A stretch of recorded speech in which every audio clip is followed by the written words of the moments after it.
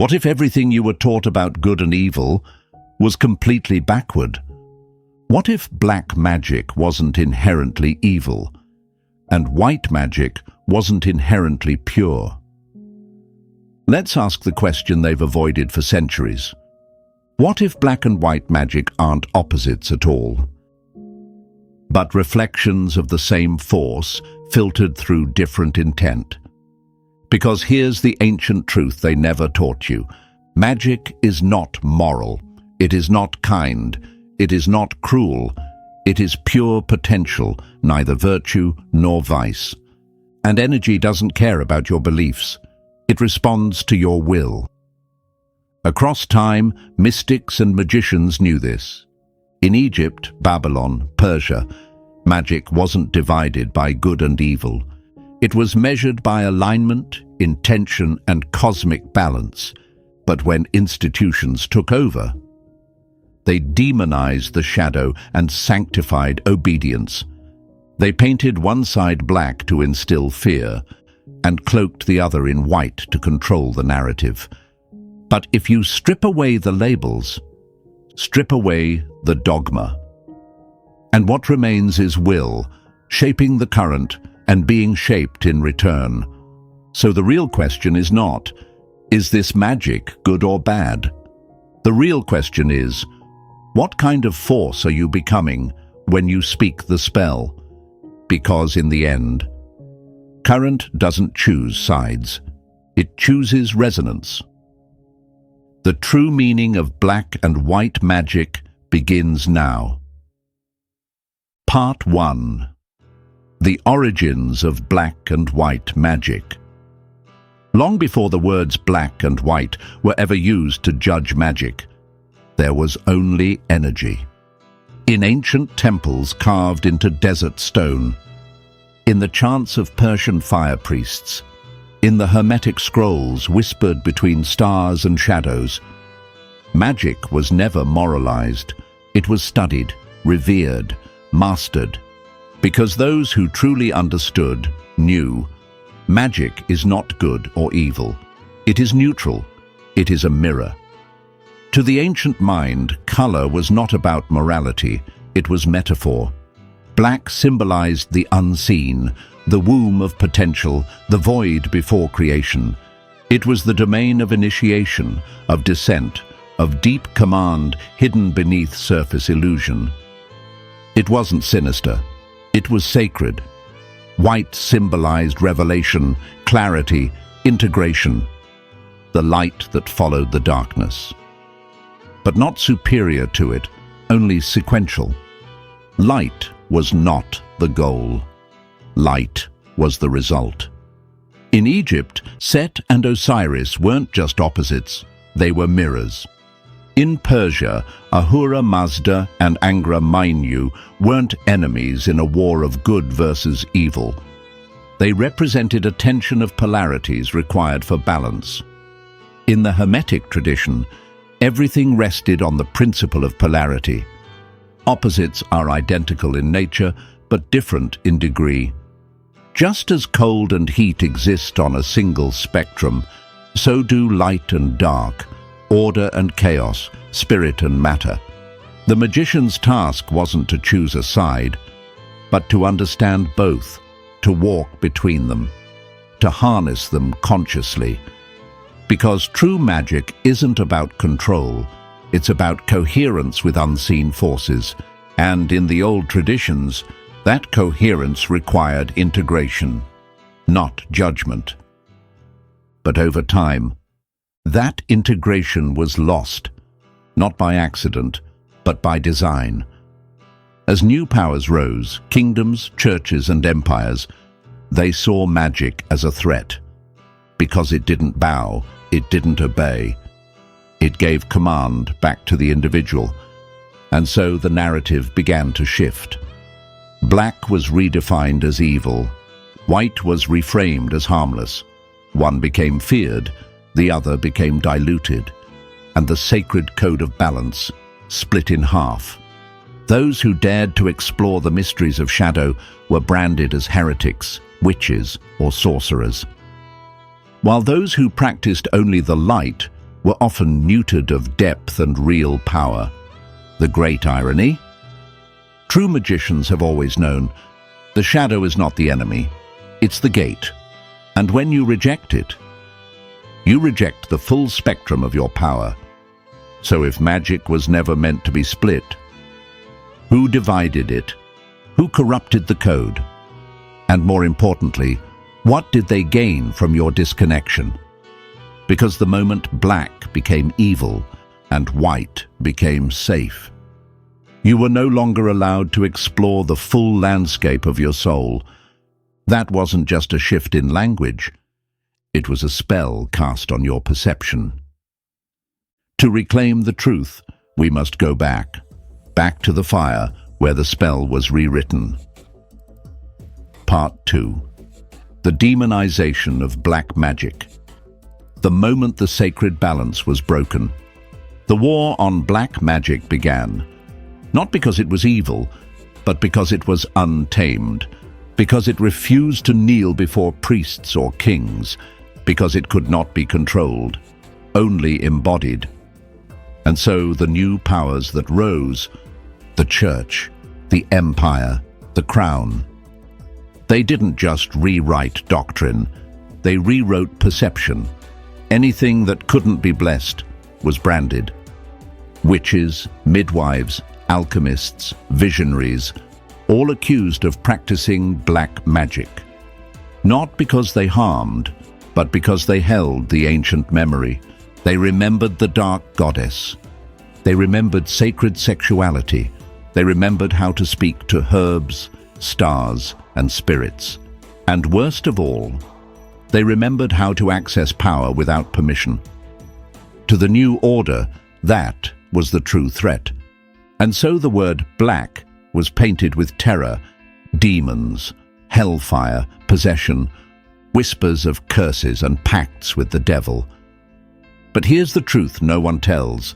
The devil was not born of truth, but of fear. From the need to silence anything too primal, too feminine, too free. In ancient times, shadow was not rejected. It was revered.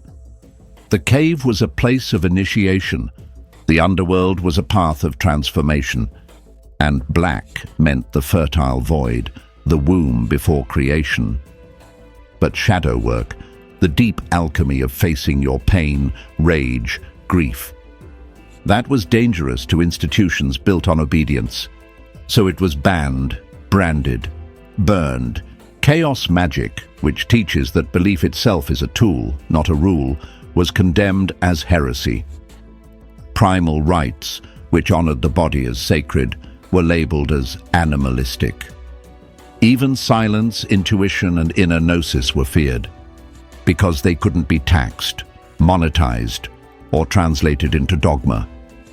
They needed you to believe that darkness equals evil. So you'd never step into your own shadow. So you'd never reclaim what was buried there. So you'd never discover that the very thing you've been taught to fear was your gateway to freedom. And so began the grand illusion. A binary of light versus dark, good versus evil, white versus black. But what if black was never evil? What if the black flame, still, silent and ancient, was not here to consume you, but to awaken you? Because here's the paradox. The more you run from the dark, the more power it has over you. But the moment you turn toward it, look it in the eye, and ask it what it has to teach you, that's when magic begins. That's when you stop echoing borrowed spells and start writing your own. So if black magic is the truth you were told to fear, then maybe the real question is, what part of your own power were you taught to fear? Part 3. The true nature of white magic. If black magic is the misunderstood shadow, then white magic is often the misunderstood light. Most people think they know what white magic is. Good intentions, healing, love and light. And yes, at its essence, it is about harmony. It's about bringing energy into alignment, not forcing it to obey. True white magic is not passive. It's precise, it's conscious. It is the art of sacred resonance. White magic works through invocation, not domination. The practitioner doesn't control the field. They attune to it. They call upon angelic intelligences.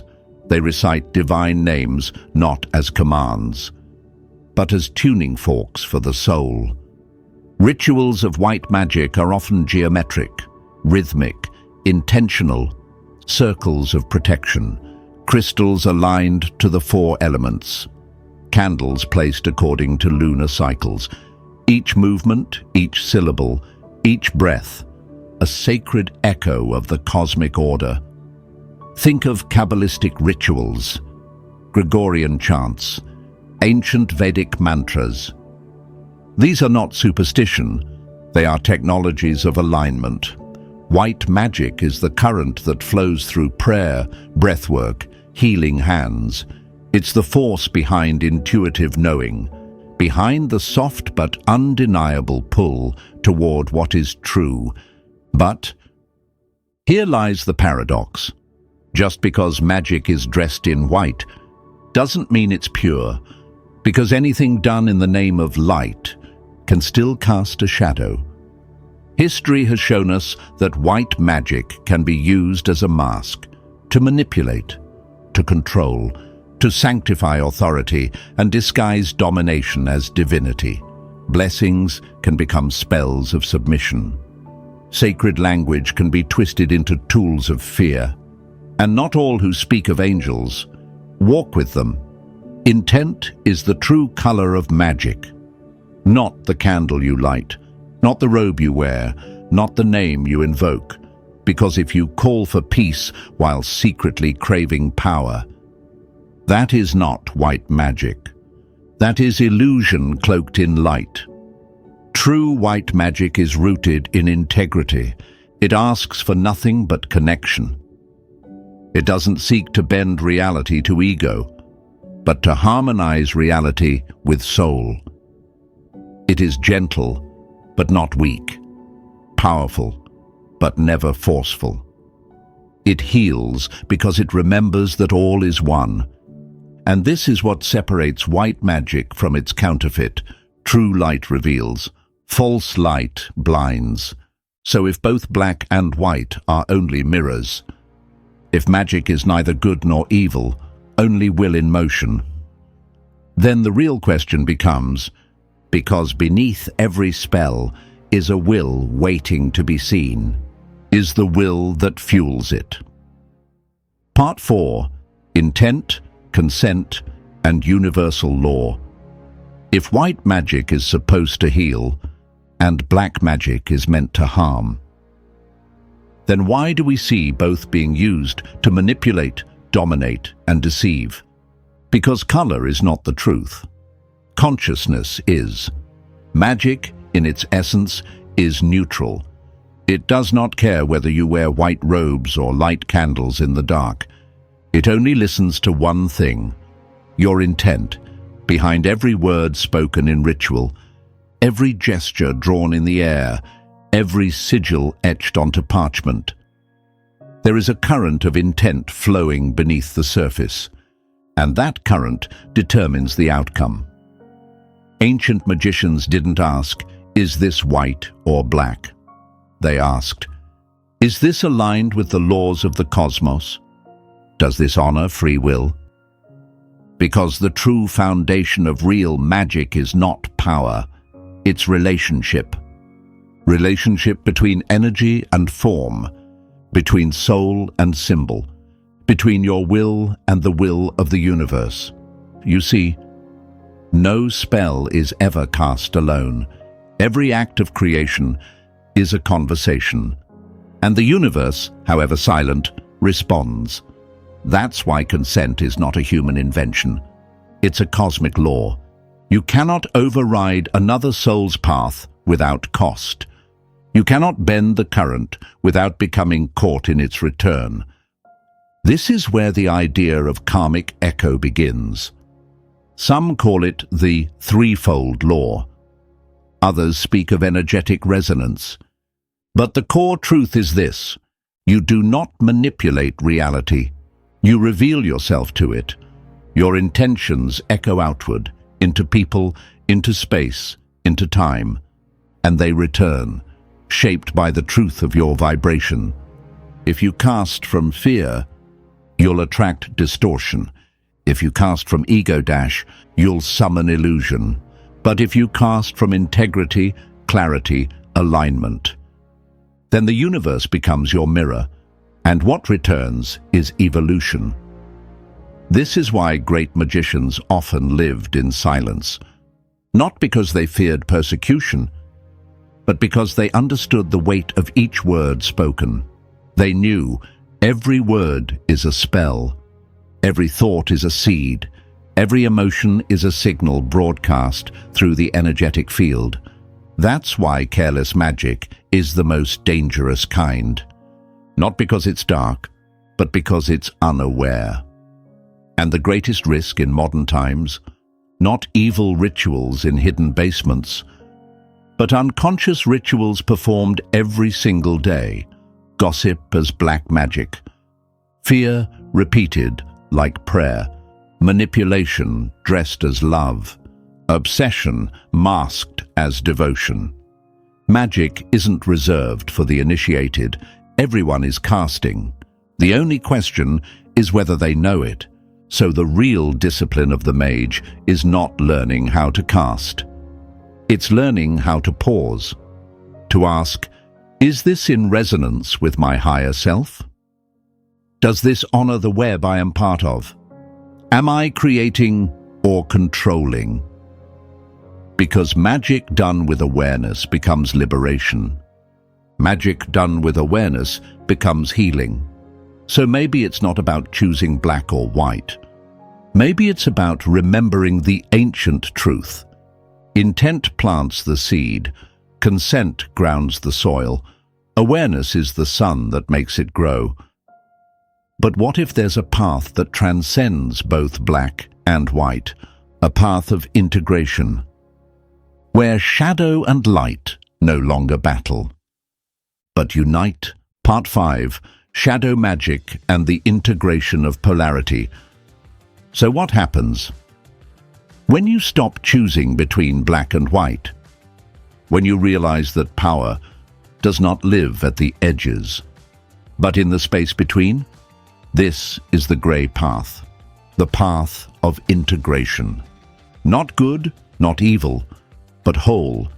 You see, ancient magicians eventually came to a deeper realization that light without shadow is blind, and shadow without light is lost.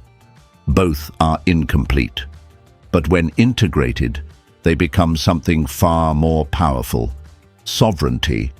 This is the secret of shadow magic. It doesn't reject the darkness. It descends into it, not to be consumed, but to retrieve the pieces of the soul long buried.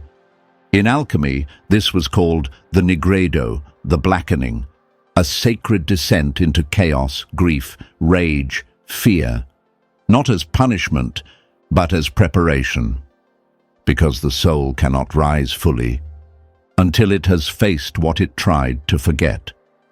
Shadow magic embraces this descent. Chaos magic reprograms it. Soul retrieval reclaims the light that was hidden beneath pain, and from that, something new is born. This isn't balance for comfort's sake. It's alchemy for evolution, taking the unwanted, the shamed, the feared, and turning it into gold. The ancient mystics knew, you are not here to bypass the dark. You are here to descend into it, to speak its forgotten name, to take its hand, and rise with everything you are.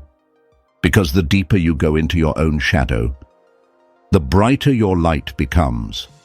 Not because you rejected the dark, but because you loved it enough to understand it.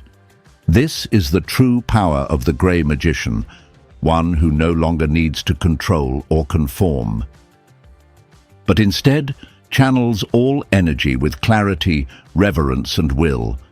They don't wear black. They don't wear white. They carry the flame that burns through both. Visual. A figure in ritual robes stands between two pillars, one black, one white. In their hand, a glowing orb, pulsing with both darkness and light. This is the magic of integration, of embodying paradox, of realizing that good and evil are not cosmic absolutes, but reflections of intention, consciousness, and maturity. And when you step into this knowing, you no longer fear your power. You wield it wisely, because you're not here to choose a side. You're here to become the bridge between them. So now the question dissolves, not black or white, but what's behind the spell itself.